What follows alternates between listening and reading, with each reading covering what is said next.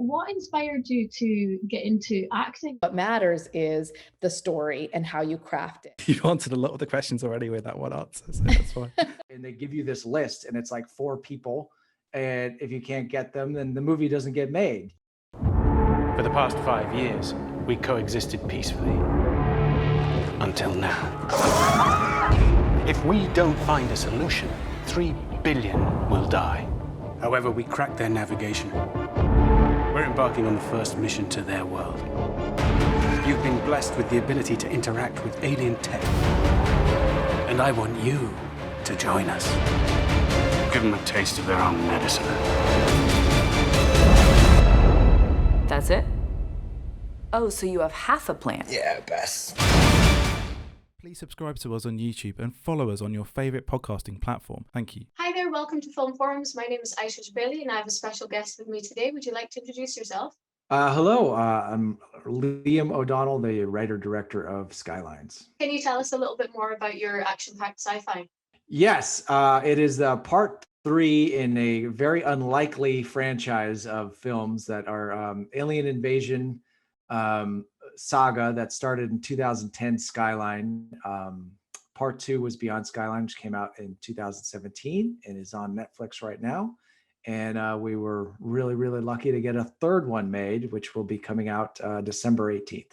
So what was your inspiration for this trilogy so far? It's always been, what's right in front of me, like as we go. The first movie was the co-director, producer had just bought this penthouse apartment overlooking Los Angeles. And we looked up there and said, like, got to film a movie in here somehow.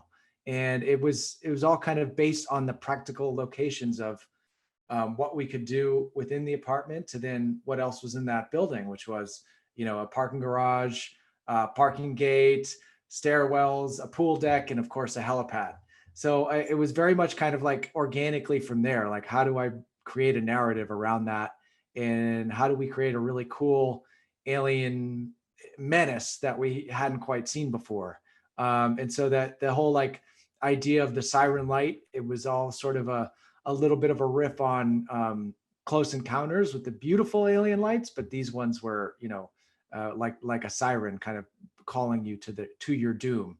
And so, yeah, that was really, that was going to be like a one and done chapter to us. We didn't quite have a sequel idea, but in post, the studio was happy with the movie and they started asking us about it. So we all kind of sat down and hatched a treatment for what we thought part 2 could be. It ended up being kind of similar to that, but it just took a really long time to get there. And then with part 2, I kind of ended it like they walked off into the sunset, they beat the aliens, it was over. And we did a test screening of an early cut of that. And everyone said like, what, that's it? So we kind of went from the first movie that ended on a really big cliffhanger and that pissed people off. And then I made a movie that had like a ton of closure and that pissed people off. So it was like Goldilocks. It's like, okay, I have to find the right balance. And came up with these bookends with the Rose character was played by Lindsay Morgan.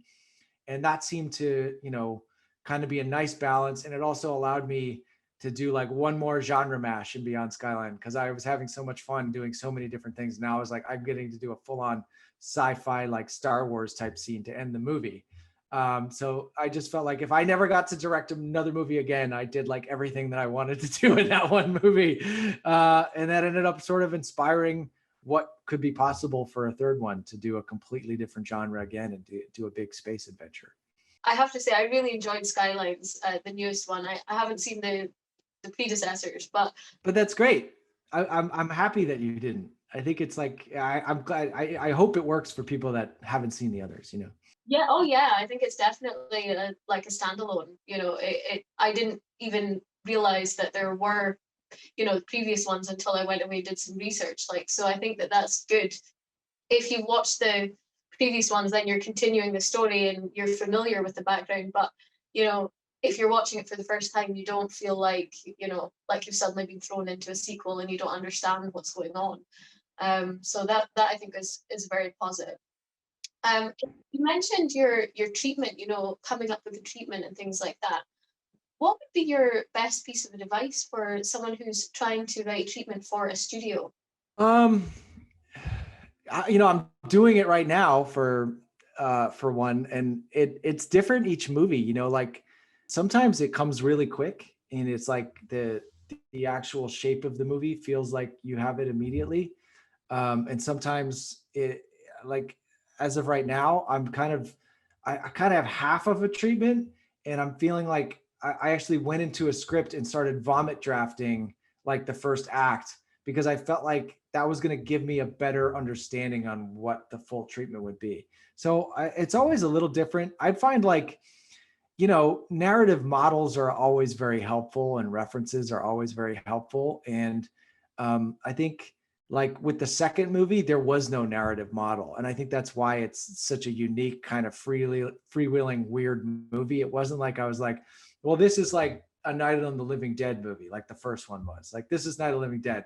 It's like inciting incident, then everyone's stuck here, and then there's distrust, and it's all going to kind of end up in a very dour, dark ending. And then I think this third movie was very much like it was a classic space adventure movie. So like narratively, the first act, there's a couple of beats that you're going to have to hit, where they're going to have to explain the mission. You're going to have to put the team together. You're going to have the refusal of the call, but we're going to set sail on this adventure by the end of the first act. So sometimes those are really helpful as the jumping off point, and then you kind of have to obviously get into the weeds and make it more unique. The best like hooks are the ones to me that kind of sort of come within a quick flash, and you can kind of feel that shape and build everything around it. And I think, I don't know, it definitely is different from time to time. But what I like about working in this independent space and doing something like Skylines, whereas opposed to maybe the studio version of the movie, is that there's a lot of the questions that they try to ask in the studio thing that I don't know if they're relevant, where they keep going like, why does this movie have to happen right now? Why does it have to come out right now? And I don't think that's actually a relevant question, but it sounds smart when you say it in a meeting. But like, there's no reason why any movie has to exist. There's no reason why any movie has to come out right now. It's like, why is it important to you? What inspires you? Why not try to make that movie? So sometimes I feel like they can kind of like overthink some of those things and make themselves feel smart in the room, but it's not necessarily the most important thing to a moviegoer when they're seeing the movie. And if you just are open and embrace things as a filmmaker, then it is going to feel relevant to the moment. Like I feel like, strangely enough, Skylines is like super relevant, but it wasn't like I was trying to make a pandemic movie. It was just what was inspiring me at the time. So some of those things can just be accidents. So yeah, not to rail on about that, but I do think it's kind of like you can overthink things, and sometimes it is just about like, just tell the best story that you can. Also, I think the time that it takes to make a movie, like by the time you go through post-production, it can be like a year before your film comes out. So where you thought your film may have been relevant, even in the landscape that you were writing it in, may have completely changed. Totally changed. Yeah, I mean but there was even more. I mean, there's not to get too into that, but like in Skylines, there's obviously some commentary on xenophobia. I would say it's some anti-immigrant, anti-other sentiment, and that's obviously influenced by the world that we're living in and the everything that's happened the past 4 years. But I remember I had some lines that were like more overtly referencing, building walls versus building bridges. And it was like, I remember even on set being like, I don't think anyone's going to want to hear that, like, in 2020, so I was like having it there, but kind of knowing that like I think I would have dated myself too much if I tried to be too overt in some of the references. Yeah, potentially. Yeah. I think also the action side of it was just like, for me, I'm a total action fan, so I will take action in any format, really. So can you tell us a little bit about how you got people involved, for the stunt side of things? Because again, that's something that we don't hear enough about sometimes. Well, thank you. Yeah, I'm a huge action fan too, and it all kind of can come down to like to hiring just the right people. And I feel like the lessons that I learned in part two, you know, that it was going to be like a war movie, but it wasn't going to be a martial arts movie. And when we went over to Indonesia, you know, someone suggested Iko and Yayan, a producer, that we had dinner, and I was like, oh my God, the Raid guys, like they could be in this movie. That's insane. And that immediately just had to happen. So I did everything I could to get them in the movie, and luckily that worked out. And they, you know, added this insane level of choreo with like men in suits playing aliens, which is the most fun part, I think, about Beyond Skyline. So I knew I wanted to do more of that in part three, but I also wanted to do a different type of creature because we had we're still going to have the big guys in their suits, but they're pretty big and lumbering, and they can I kind of know what they can do now. And they're limited to anytime they're moving at a certain speed, they have to be CG. So I wanted to have a new type of alien that could move really, really fast and be a little bit more nimble and easier to shoot. So we had these shadow type creatures that were all these stuntmen in leotards that were these really, really talented parkour and martial artists. And they all kind of came from Real Deal Stunts out of Berlin. So that's Real Deal Stunts is really cool because it's like three younger filmmakers. And one of them is Z, who played Cha Lee, who plays the Z character. He's part of the group. The other one is Fong, who played the matriarch. So our big baddie in this one, you know, when her face opens, that was all Fong's face, who's actually acting her out. I was saying her lines on set, and he would be moving his face to it. So it was kind of this really fun collaboration for me, because anytime the director gets to like speak, like say lines on set and act out, you're like nerding out on yourself. And then Jean is the other guy, and he was doing our second unit, action unit stuff. So we would do like a lot of the action scenes. We would film everything with Lindsay and a lot of the cast on the main unit, and we would get all the masters on this side. And then the second unit would come and like get her overs onto the aliens. And that was the only way we could make the schedule work. So even if her stunt double in the movie is kind of used more for scheduling, because she can do a lot of the stunts herself, like her big wire work thing where she kills the two aliens at once, that was all her in camera because there was not going to be any second unit in that hallway. But a lot of it was all just kind of schedule based, that we were like, main unit is all this direction, second unit's all this direction. And that was like a huge headache for like the first scene that we filmed, which was her running through the warehouse, because I'd never worked with a second unit before. And I was like, okay, we're going to get better at this. And we did. We ended up kind of like trading it off and figuring out what was best to do on each unit. When you're filming big creatures like that, they have a tendency to like fall over and fall apart, and they're very time consuming. So a lot of that, went to the second unit, and I could pop off in between stuff or go during the weekend when they were filming and have a little bit of fun on both units. But yeah, it was definitely, you just can't get away with like doing action on an indie budget unless you hire a really awesome team and you have actors that are like willing to go kind of crazy with very limited prep time. I can see that. I mean, I think that everyone did a fantastic job. The action was very believable. As I say, I was absolutely glued to the screen when Z was fighting is it Corbin? Owens, yeah.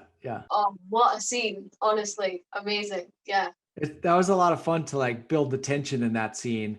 And then from my point of view, I'm like, Daniel Bernhardt's like a black belt who's been doing action movies for like 30 years.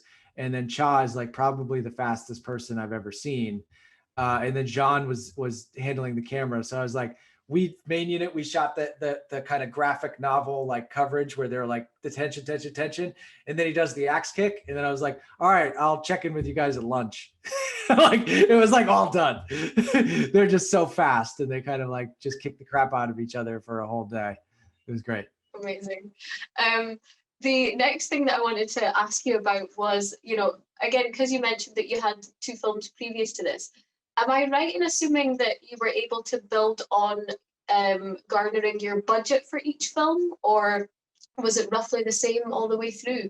How did you go about financing the 3 films? It's roughly the same budget for all 3 films. It's within this 10 to 13 range. I think the second one maybe 14.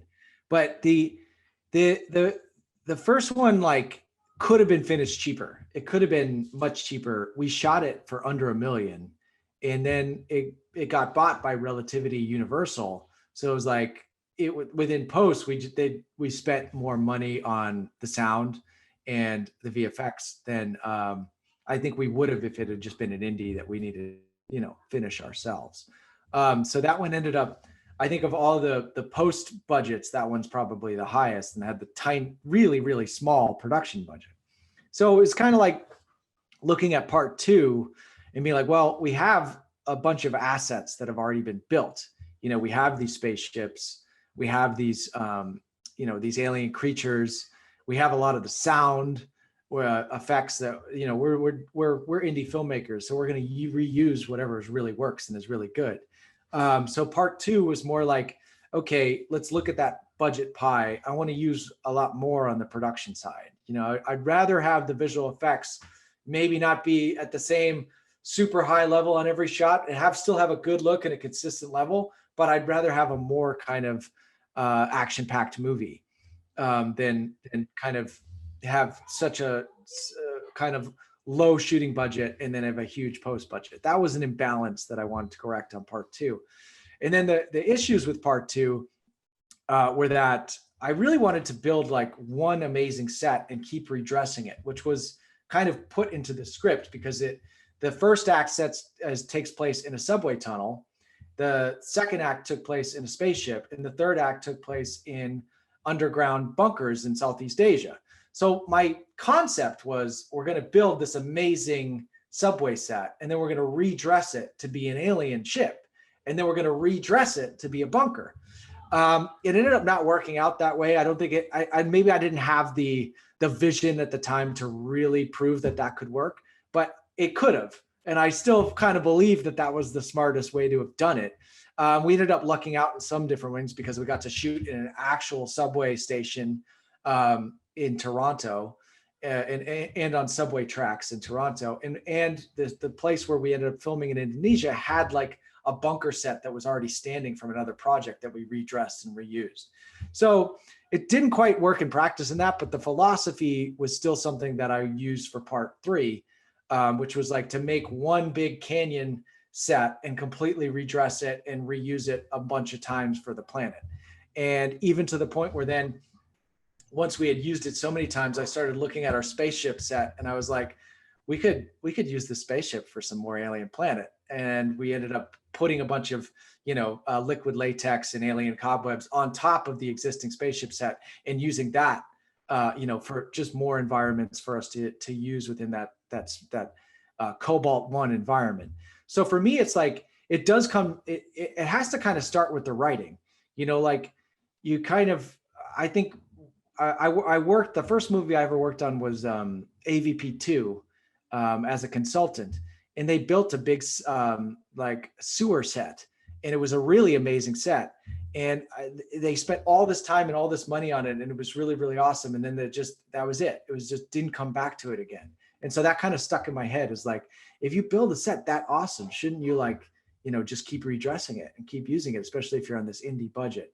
And so, yeah, it kind of has to go in with like, okay, this is going to be a corridors movie, because if you break down most alien movies, no matter where the environment is, whether it's on Earth like AVP 2 was, guess what? You have to find corridors because that's where they work. So we had to put them into sewers and we had to put them into hallways.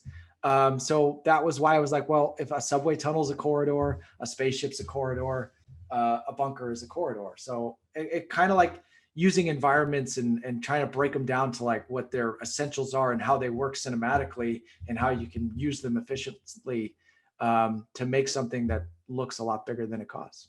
One final question then, definitely, that is of interest to our viewers is your casting process. How did you go about finding your cast? And, did you have a casting director or did you handle it all yourself? What was your process for that? Well, obviously with Lindsay for the second one, because we filmed her for that and it was going to be reoccurring. So we already had that one figured out. But I really just, I was racking my brain, where I was a big fan of hers from the 100, but I was racking my brain on who could fit for that little girl when she was older. And I was like literally just going through IMDb and looking at faces. I was like, oh yeah, Lindsay Morgan. And then I remembered her and I felt like she fit with Frank Grillo. Like they have the same presence and attitude. So sometimes it's really just, do it yourself like that, where you're just kind of looking at faces and getting inspired. But for this movie, aside from that, it was personal relationships. I was friends with Daniel Bernhardt's agent, and he kind of turned me on to Daniel. I was like, oh yeah, he's perfect for Owens. And then we had the casting director from part 2 we're still friends with, who gave us a bunch of different ideas. And then because it was a UK co-production this time, we had a UK casting director. And so that was really where I think the film like broke open and it got really unique and really interesting. And we were able to land like 3, legendary UK actors in Alexander Siddig and James Cosmo and Rona Mitra, who really elevate this. And like, they're like a cheat code for that first act of the movie, where you're saying like, you don't need to have seen these other movies because these like 3 really amazing actors come in and ground everything and make it feel real, and you're willing to go on this adventure. So that to me was like the coup of this movie. And that was a really a tribute to my producer, Matthew Chouse, who's you should have on as well, because he's a real genius when it comes to actually funding indie movies. And he can speak way more eloquently on like, how do you get financing? How do you get funding? He can weave this that labyrinth better than anybody. But he was really like, when you get close to filming, you can get really nervous and you just like, we just need anybody to fill these roles. And he was like, it was almost like in a battle scene where the guy's like, hold fire. And because we waited and we were patient, a lot of great things happened to break our way. And Alexander, and James and Rona totally elevated the movie to a different level. It was something that really stuck out to me on your film. I was like, oh, there's an accent that I know. Yeah, like Jonathan Howard's accent is like, he's got such a great Northern accent, but like he never can use it. And so I was like, I can't help. It's like I'm the annoying American thing when you're hanging out with a British person that you just keep doing their voice after them. And like, but it helps me like come up with ad libs for him, because certain things just sound really great with that Northern accent, and so he would just kind of keep adding these little bits of levity and these little flourishes. And so once you kind of get one of those distinct voices in your head, it's just become so easy to write for them. Yeah, and I'm a huge fan of Alexander Siddig as well, definitely. I feel like he should just be in way more things. It's like absolutely absurd. And not to speak ill on another actor, another movie, but it was one of the reasons why I couldn't enjoy that live action Aladdin remake. Because like, how do you make that movie and how is he not Jafar? Like he literally is Jafar. Like the drawing feels like it was based on him. Because when you're in this indie film world, like if you're talking to other filmmakers, like, you have to have a certain cast person at the top of the line to get an original movie made. And they give you this list and it's like 4 people. And if you can't get them, then the movie doesn't get made, But the studio movies, like they have $100 million of marketing behind it. It's literally their job to make new stars, like from outside. So there's no excuse to me from their end.